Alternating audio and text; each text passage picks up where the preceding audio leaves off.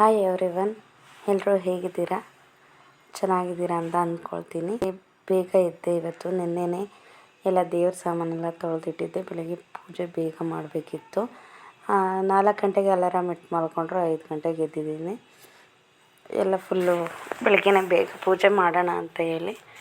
ನಿನ್ನೆ ಸಂಡೇ ಆಗಿರೋದ್ರಿಂದ ನನಗೆ ಹೂವು ಎಲ್ಲೂ ಸಿಕ್ಕಲಿಲ್ಲ, ಎಲ್ಲ ಅಂಗಡಿ ಕ್ಲೋಸ್ ಇತ್ತು. ಹಂಗಾಗಿ ನಮ್ಮನೆ ಪಕ್ಕದಲ್ಲೇ ಗಿಡದಲ್ಲಿ ಹೂವು ಬಿಟ್ಟಿತ್ತು, ಅದನ್ನೇ ತಂದಿಟ್ಟು ಪೂಜೆ ಎಲ್ಲ ಮುಗಿಸ್ಕೊಂಡೆ. ಮತ್ತು ಬೆಳಗ್ಗೆ ಟಿಫನ್ಗೆ ಏನೂ ಮಾಡಲಿಲ್ಲ. ನಾವಲ್ಲೇ ಹೊರಗಡೆ ಹೊರಟಿದ್ವಿ. ಹಾಗಾಗಿ ಅಲ್ಲೇ ಹೋಗ್ತಾ ಟಿಫನ್ ಮಾಡ್ಕೊಳ್ಳೋಣ, ಇಲ್ಲ ಅದು ತುಂಬ ಟೈಮ್ ಆಗುತ್ತೆ ಅಂತ ಹೇಳ್ಬಿಟ್ಟು ಹೊರಟ್ವಿ. ಎಲ್ಲಿಗಪ್ಪ ಅಂತಂದರೆ ನಾವು ಇವತ್ತು ಹಾಸ್ಪಿಟಲ್ಗೆ ಹೋಗ್ತಾ ಇದ್ದೀವಿ. ಯಾಕೆಂದರೆ ನಾನು ಹಾಸ್ಪಿಟ್ಲಿಗೆ ತೋರಿಸ್ಬೇಕಿತ್ತು. ಎಲ್ಲಿ ಅಂತಂದರೆ ಇದು ಯಾವ ಹಾಸ್ಪಿಟಲ್ ಅಂತಂದರೆ ಚಿಕ್ಕಬಳ್ಳಾಪುರದಿಂದ ಈ ಕಡೆನೇ ಮುದ್ದೇನಹಳ್ಳಿ ಅಂತ ಹೇಳ್ಬಿಟ್ಟು ಅಲ್ಲಿ ಶ್ರೀ ಸಾಯಿ ಹಾಸ್ಪಿಟಲ್ ಅಂತ ಬರುತ್ತೆ. ಅದು ಹೆಸರು ಇವಾಗ ಸದ್ಯಕ್ಕೆ ಬರ್ತಾಯಿಲ್ಲ, ಮುಂದೆ ತೋರಿಸ್ತೀನಿ. ಶ್ರೀ ಸಾಯಿ ಸರಳ ಹಾಸ್ಪಿಟಲ್ ಅಂತಲೂ ಏನೋ ಇದೆ. ಅಲ್ಲಿ ತುಂಬ ಚೆನ್ನಾಗಿದೆ ಹಾಸ್ಪಿಟಲು, ಹೋಗಿ ತೋರಿಸಿ ಅಂತ ಹೇಳಿದರು. ಮತ್ತು ಅಲ್ಲಿ ಏನು ಅಮೌಂಟ್ ಎಲ್ಲ ಏನು ಕಟ್ಟಿಸ್ಕೊಳ್ಳೋದಿಲ್ಲ. ಅಲ್ಲಿ ನಾವು ನೋಡಿದ್ವಿ, ಹಾಸ್ಪಿಟ್ಲು ಚೆನ್ನಾಗಿದೆ, ಚೆನ್ನಾಗಿ ನೋಡ್ತಾರೆ ಅಂತ ಹೇಳಿದ್ದಕ್ಕೆ ಒಂದು ಸಾರಿ ಹೋಗೋಣ ಅಂತ ಹೇಳ್ಬಿಟ್ಟು ಹೊರಟ್ವಿ. ಆಮೇಲೆ ಹೊರಟು ಬಸ್ಸೆಲ್ಲ ಇನ್ನೂ ಫಸ್ಟ್ ಟೈಮ್ ಹೋಗ್ತಾ ಇರೋದು. ಬಸ್ಸಲ್ಲೆಲ್ಲ ಹೋಗೋಕ್ಕೆ ಸದ್ಯಕ್ಕೆ ನಮಗೆ ಗೊತ್ತಾಗಲ್ಲ, ಎಲ್ಲಿ ಹೋಗೋದು ಏನು ಒಂದು ಸಾರಿ ನೋಡ್ಕೊಳ್ಳೋಣ ಅಂತ ಹೇಳ್ಬಿಟ್ಟು ಕ್ಯಾಬ್ ಬುಕ್ ಮಾಡಿಕೊಂಡೆ ಹೊರಟ್ವಿ. ಕ್ಯಾಬಲ್ಲಿ ನನ್ನ ಮಗ ಬೆಳಗ್ಗೆ ಬೇಗನೆ ಎಬ್ಸಿದ್ವಿ. ಪಾಪ ನನ್ನ ಮಗಳು ಆಲೇ ಸ್ಟಾರ್ಟ್ ಮಾಡಿಬಿಟ್ಟಿದ್ಲು, ಹೊಟ್ಟೆ ಹಶ್ವಮ್ಮ ಅಂತ ಹೇಳ್ಬಿಟ್ಟು ಹೊರಟ್ವಿ.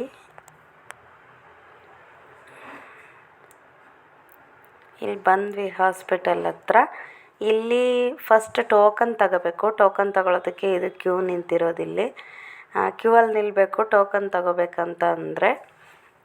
ಆಮೇಲೆ ಟೋಕನ್ ತಗೊಂಡ್ಮೇಲೆ ಒಳಗಡೆ ಎಂಟ್ರಿ ಮಾಡಿಸ್ಬೇಕು. ಇದು ಟೋಕನ್ ನನಗೆ ಕೊಟ್ಟಿದ್ದು. ಆಮೇಲೆ ಟೋಕನ್ ತಗೊಂಡ್ಮೇಲೆ ಇಲ್ಲಿ ನಂಬರ್ 1 ಅಂತ ಇರುತ್ತೆ, ಆ ರೂಮಲ್ಲಿ ಹೋಗಿ ನಾವು ಎಂಟ್ರಿ ಮಾಡಿಸ್ಬೇಕು. ಇಲ್ಲಿ ಎಂಟ್ರಿ ಮಾಡಿಸ್ದಾಗ ಇಲ್ಲಿ ಕೂತ್ಕೊಂಡು ವೆಯ್ಟ್ ಮಾಡಬೇಕು ತುಂಬ ಹೊತ್ತು.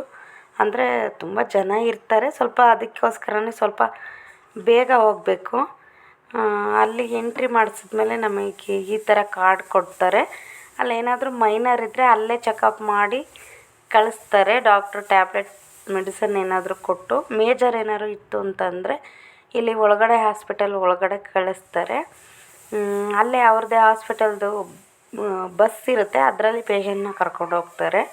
ಸ್ಲಿಪ್ ಇದ್ದರೆ ಆಯಿತು, ನಾವು ಒಂದು ಟೋಕನ್ ನಂಬರು ಮತ್ತು ಎಂಟ್ರಿ ಮಾಡಿಸಿರೋದು ಕಾರ್ಡ್ ಇದ್ದರೆ ಎಲ್ಲ ಫ್ರೀ. ಒಳಗಡೆ ಬಿಡೋದು ಕಾರ್ಡ್ ಇದ್ದರೆ ಮಾತ್ರನೇ. ರಿಪೋರ್ಟ್ ಎಲ್ಲ ಚೆಕ್ ಮಾಡಿ ಮಾಮೂಲಿ ಇಲ್ಲೆಲ್ಲ ಏನು ಹೇಳಿದ್ರು ಅದೇ ಥರ ಆ ಡಾಕ್ಟ್ರೂ ಹೇಳಿದರು. ಆಮೇಲೆ ಮೆಡಿಸನ್ ಕೊಟ್ಟರು, ಮತ್ತೆ ಬರಬೇಕು ಫ್ರೈಡೇ ಅಂತ ಹೇಳಿದ್ರು. ಸರಿ ಅಂತ ಹೇಳ್ಬಿಟ್ಟು ನಾವು ಅಲ್ಲಿಂದ ಹೊರಟು ಬಂದ್ವಿ. ಆದರೆ ಒಂದು ಏನಪ್ಪ ಅಂತಂದರೆ, ಈ ಲೈಫಲ್ಲಿ ಸತ್ತ ಮೇಲೆ ನರ್ಕಕ್ಕೆ ಹೋಗ್ತಾರೆ ಅಂತ ಹೇಳ್ತಾರೆ. ಅದು ನಿಜವಾಗೂ ಸುಳ್ಳು. ನರಕ ಅನ್ನೋದು ಎಲ್ಲಿದೆ ಅಂದರೆ ಇಲ್ಲೇ ಇದೆ ಭೂಮಿ ಮೇಲೆ. ಯಾವ ಮನುಷ್ಯ ಹಾಸ್ಪಿಟ್ಲಿಗೆ ಸೇರ್ತಾನಲ್ವ, ಅವ್ನು ನಿಜವಾಗೂ ನರಕ ನೋಡಿನೇ ಬರೋದು. ಹಾಯ್, ಏನಪ್ಪ ಅಂತಂದರೆ ಹಾಸ್ಪಿಟ್ಲಿಗೆ ಹೋಗಿದ್ದೆ. ನೋಡೋಣ ಇಲ್ಲಾದರೂ ಏನಾದರೂ ಬೇರೆ ಥರ ಹೇಳ್ತಾರೆ ಏನು ಎತ್ತ ಅಂತ. ಇಲ್ಲೂ ಅದೇ ಹೇಳಿದ್ರು, ಅದೇ ರಾಗ ಅದೇ ಹಾಡು. ಮೇ ಬಿ ನನಗೆ ಎಲ್ಲ ಡಾಕ್ಟ್ರಿಗೂ ಒಂದೇ ಕಾಯಿಲೆ ಕಾಣ್ತಾ ಇದೆ ಅನಿಸುತ್ತೆ ಅಷ್ಟೇ. ಯಾಕಂದರೆ ನನಗಾಗಿರೋದು ಅದೇ ಅಲ್ವಾ, ಅದಕ್ಕೆ ಇಲ್ಲೇ ಹೇಳಿದ್ದೆ ಡಾಕ್ಟ್ರು ಬಂದು ಅದೇ bed rest, full bed rest ತಗೋಬೇಕಂತೆ. ನಾನು ಅವ್ರು ಹೇಳಿದ ಲೆಕ್ಕ ನೋಡಿದ್ರೆ ನಾನು ಹಾಸಿಗೆ ಬಿಟ್ಟು ಕೆಳಗಡೆ ಇಳಿಯೋ ಹಂಗೆ ಇಲ್ಲ. ಬಗ್ಗಬಾರ್ದು, ಎದ್ದೇಳಬಾರ್ದು, ಫುಲ್ ಮಲ್ಕೊಂಡೇ ಇರಬೇಕು, ಆ ಥರ ಹೇಳಿದರು. ಏನು ಮಾಡೋಕ್ಕಾಗುತ್ತೆ ಇವಾಗ ನನ್ನ ಸಿಚುವೇಶನ್ನು. ನಾನು ರೆಸ್ಟ್ ತೊಗೊಳ್ಳೋ ಥರ ಇಲ್ಲ. ಯಾಕಂದರೆ ಮಕ್ಕಳಿಗೆ ರಜೆ ಇದೆ, ಪಾಪ ಅವು ಮಕ್ಕಳನ್ನ ಇಟ್ಕೊಂಡು ನಾನು ಮಲ್ಕೊಂಡ್ರೆ ಆಗುತ್ತಾ? ಅದು ಹೋಗಲಿ, ಮಕ್ಕಳನ್ನ ಊರಲ್ಲಿ ಬಿಡೋಣ ಅಂತಂದರೆ ಅವರು ಇರಲ್ಲ. ನಾನು ಬಿಟ್ಟು ಚಿಕ್ಕವರಿಂದ ನಾನು ಊರಲ್ಲಿ ಬಿಟ್ಟು ಎಲ್ಲೂ ಬಿಟ್ಟಿಲ್ಲ. ಹಾಗಾಗಿ ಅವ್ರು ನನ್ನನ್ನು ಬಿಟ್ಟು ಇರಲ್ಲ, ನನಗೂ ಅವ್ರನ್ನ ಬಿಟ್ಟು ಇರೋಕ್ಕಾಗಲ್ಲ. ಹೋಗಿ ನಾನೇ ಊರಲ್ಲಿ ಇರೋಣ ಅಂತಂದರೆ ಅದು ಆಗೋಲ್ಲ. ಇದ್ದರೆ ಒಂದು ವಾರ ಇರ್ಬೋದು ಅಷ್ಟೇ, ಅದಕ್ಕಿಂತ ಹೆಚ್ಚಾಗಿ ಇರೋಕ್ಕಾಗಲ್ಲ. ಇಲ್ಲೂ ನೋಡಬೇಕಲ್ವ ನಮ್ಮ ಯಜಮಾನ್ರು, ಅವ್ರ ಊಟ ತಿಂಡಿ ಎಲ್ಲ ನೋಡಬೇಕು. ಮತ್ತು ಊರಿಂದ ಯಾರಾದರೂ ಕರೆಸ್ಕೊಳ್ಳೋಣ ಅಂದರೆ ಅವ್ರದ್ದು ಪರಿಸ್ಥಿತಿಗಳು ಕೆಲವೊಂದು ಅವ್ರ ಪರಿಸ್ಥಿತಿ ಸರಿ ಇಲ್ಲ. ಅವರು ಯಾರೂ ಇಲ್ಲಿ ಬಂದು ನನ್ನನ್ನು ನೋಡೋಷ್ಟು ಯಾರೂ ಇದಾಗಿಲ್ಲ. ಇವಾಗ ಸ್ವಲ್ಪ ಅವ್ರವ್ರದ್ದೇ ಆದ ಪ್ರಾಬ್ಲಮ್ಸ್ ಇದೆ ಅವ್ರಿಗೂ. ಹಾಗಾಗಿ ಇವಾಗ ನನ್ನನ್ನು ನೋಡ್ಕೊಂಡು ಕೂತ್ಕೊಳ್ಳಿ ಅಂತ ನಾನು ಅದನ್ನು ಇದು ಮಾಡಲ್ಲ. ನೋಡೋಣ ಮುಂದೆ ಹೆಂಗಾಗುತ್ತೋ ಹಂಗೆ, ಹೆಂಗೆ ಹೋಗುತ್ತೋ ಹಂಗೆ ಹೋಗ್ತಾ ಇರೋಣ. ಇನ್ನೊಂದು ಏನಂತಂದರೆ, ನಾನು ಆವಾಗಲೇ ಹೇಳ್ತಾ ಇದ್ದೆ, ಮನುಷ್ಯ ನರಕ ನೋಡಬೇಕು ಅಂತಂದರೆ ಎಲ್ಲೋ ಸತ್ತೋಗ್ಬಿಟ್ಟು ಮೇಲ್ಗಡೆ ಎಲ್ಲೋ ನರಕ ಇದೆ, ಸ್ವರ್ಗ ಇದೆ, ಅದೆಲ್ಲ ಸುಳ್ಳು. ಇಲ್ಲೇ ಇದೆ ಅದೆಲ್ಲ. ಕೆಲವೊಬ್ಬರಿಗೆ ಕೆಲವೊಂದು ಥರ ನೋವು ಆಗುತ್ತೆ. ಹೌದು, ಆ ನೋವಲ್ಲಿ ತುಂಬ ಥರ ಕಷ್ಟಪಡ್ತಾರೆ. ಅದು ಒಂಥರ ನರಕನೇ. ನಾನು ನೋಡಿದ ಪ್ರಕಾರ ಇವಾಗ ಸದ್ಯಕ್ಕೆ ನಾನು ಹಾಸ್ಪಿಟಲ್ ಸುತ್ತಾ ಇರೋ ಇದರಲ್ಲಿ ಎಷ್ಟು ಜನನ ಎಷ್ಟು ಥರದವ್ರನ್ನ ನಾನು ನೋಡ್ತಾ ಇದ್ದೀನಿ. ಅದನ್ನೆಲ್ಲ ನೋಡ್ಬಿಟ್ರೆ ಅಪ್ಪ, ಚಿಕ್ಕ ಮಕ್ಕಳನ್ನ ಹುಟ್ಟಿರೋವಂಥ ಪುಟ್ಟ ಮಕ್ಳಿಗೂ ಕೂಡ ಏನೋ ಒಂದು ಕಾಯಿಲೆ ಅಂತ ಕರ್ಕೊಬರ್ತಾರೆ. ಆ ಚಿಕ್ಕ ಪುಟ್ಟ ಮಕ್ಳಿಗೂ ಇಲ್ಲಿ ಎಲ್ಲ ಪೈಪು, ಆ ಇಂಜೆಕ್ಷನ್ಸ್ ಎಲ್ಲ ಹಾಕಿರ್ತಾರೆ. ಅಪ್ಪ ಅದು ನೋಡಿ ನಿಜವಾಗ್ಲೂ ಹಿಂಗಾಗುತ್ತೆ ಅಂತ ಅಂದರೆ, ಮನುಷ್ಯನ ಜೀವ ಹೆಂಗಿರುತ್ತೆ ಅಂದರೆ ಹೋದ್ರೆ ಪಟ್ಟ ಅಂತ ಹೋಗ್ಬಿಡ್ಬೇಕು. ಇಲ್ಲ ಅಂದರೆ ಈ ಥರದ್ದೆಲ್ಲ ಅನುಭವಿಸೋಕ್ಕೆ ಹೋಗಬಾರ್ದು. ಇವಾಗ ಕೆಲವರು ಗೊತ್ತಿಲ್ಲ, ಅವ್ರ ಹಣೆಗೆ ಬರೆದಿರುತ್ತೆ ಈ ಟೈಮಲ್ಲಿ ಈ ಥರ ಆಗಬೇಕು, ಈ ಥರ ಆಗುತ್ತೆ ಅಂತ ಹೇಳಿ ಆಲ್ರೆಡಿ ಬರೆದು ಕಳಿಸಿರುತ್ತೆ. ಅದನ್ನು ನಾವು ಏನು ಮಾಡೋಕ್ಕಾಗುತ್ತೆ? ಚೇಂಜ್ ಮಾಡೋಕ್ಕಂತೂ ಆಗಲ್ಲ. ಅದನ್ನು ನಮಗೆ ನಾವೇ ತಿದ್ಕೋಬೇಕು ಅಷ್ಟೇ. ನನಗೆ ಗೊತ್ತಿರೋಂಗೆ ನಾನು ಹೇಳ್ತಾ ಇರೋದು. ಈಗ ಒಬ್ಬ ಮನುಷ್ಯ ಇವಾಗ ತಪ್ಪು ಮಾಡಿರ್ತಾನೆ ಅಂತ ಅಂದರೆ, ಹೌದು ಮಾಡ್ತಾನೆ. ಕೆಲವೊಬ್ಬರಿಗೆ ಆ ತಪ್ಪು ಮಾಡಿದಾಗ ಅವ್ರಿಗೆ ಹುಷಾರು ತಪ್ಪಬಹುದು ಕೆಲವೊಂದು ಸರಿ. ಇನ್ನು ಕೆಲವರಿಗೆ ಪಾಪ ಅವ್ರೇನು ಮಾಡ್ದೇ ಅವರು ಕಷ್ಟಗಳನ್ನ ಕಾಯಿಲೆಗಳನ್ನ ಅನುಭವಿಸ್ತಾರೆ.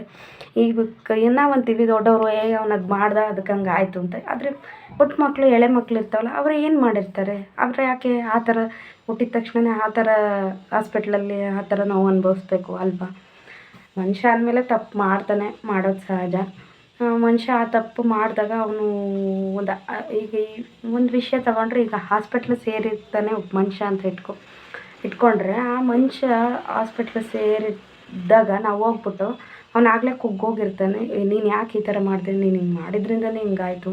ಅಥವಾ ನೆನ್ನೆ ಹಿಂದೆ ನಮಗೇನೋ ಒಂದು ಮಾಡಿರ್ತಾನೆ, ಅವನು ಆ ಥರ ಮಾಡಿದ್ದಾನೆ ನಮಗೆ, ಅದಕ್ಕೆ ಹಂಗಾಯಿತು, ಹಾಗೆ ಆಗಲಿ ಹೀಗೆ ಆಗಲಿ, ನಮಗೇನಾಗಬೇಕು ಅಂತ ಬಿಟ್ಬಿಡಬಾರ್ದು. ನಮ್ಮ ಕೈಲಾದರೆ ನಮ್ಮ ಕೈಲಾದಷ್ಟು ನಾವು ಹೆಲ್ಪ್ ಮಾಡಬೇಕು.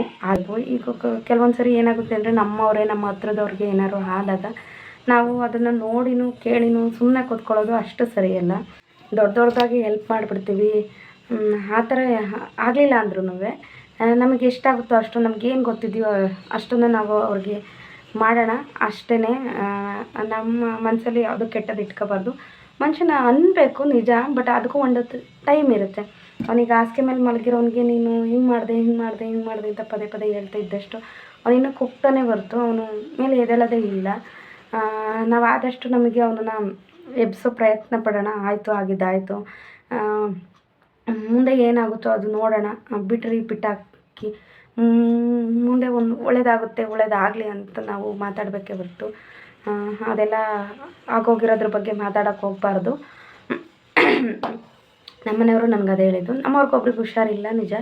ನಾನು ಫೋನ್ ಮಾಡಿದಾಗ ಹಿಂಗಾಯ್ತು, ಯಾಕೆ ಮಾಡಿದ್ರು ಈ ಥರ, ಮಾಡಬಾರ್ದಾಗಿತ್ತು ಅಂತಂದಾಗ ಅವ್ರು ಅದೇ ಹೇಳಿದ್ದೆ, ಈಗ ಆಗೋಯ್ತು, ಈಗ ಏನು ಮಾಡೋಕ್ಕಾಗಲ್ಲ, ಮುಂದೆ ಏನಾಗುತ್ತೋ ಅದು ನೋಡೋಣ. ಪದೇ ನೀನೇನಕ್ಕೆ ಆ ಥರ ಫೋನ್ ಮಾಡಿ ಹಿಂಗೆ ಯಾಕೆ ಮಾಡಿದ್ರೆ ಅಂತ ಅಂದರೆ ಅವ್ರಿಗೆ ಎಷ್ಟು ನೋವಾಗುತ್ತೆ ಅಂತ ನಿಮ್ಗೆ ಏನಾದರೂ ಗೊತ್ತಿದೆಯಾ? ಈಗ ನೀನು ಮಲ್ಕೊಂಡಾಗ ಬಂದುಬಿಟ್ಟು ನೀನು ಅದರಿಂದ ಹಂಗಾಯಿತು, ಇದರಿಂದ ಹಂಗಾಯಿತು ನಿನಗೆ ಅಂತ ನೀನು ಪದೇ ಬೈತಾ ಇದ್ದಾಗ ನಿನಗೆ ಎಷ್ಟು ನೋವಾಗುತ್ತೆ?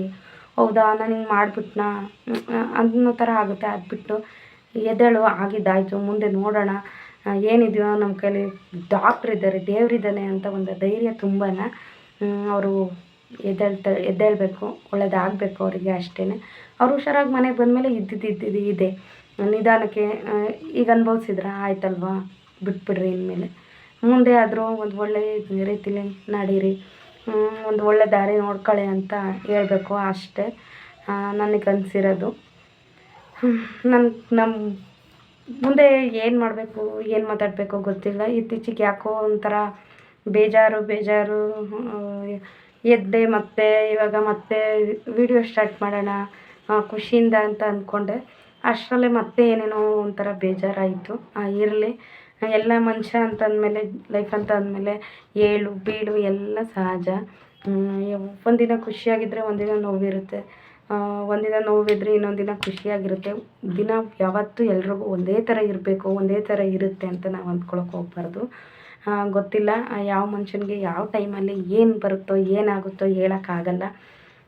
ಹಿಂಗಿದ್ದ ಮನುಷ್ಯ ಇವಾಗಿದ್ದ ಮನುಷ್ಯ ಇನ್ನೊಂದು 5 ನಿಮಿಷಕ್ಕೆ ಇರಲ್ಲ. ಆ ಥರ ಅಂತಂಥ ಟೈಮ್ ಇದು.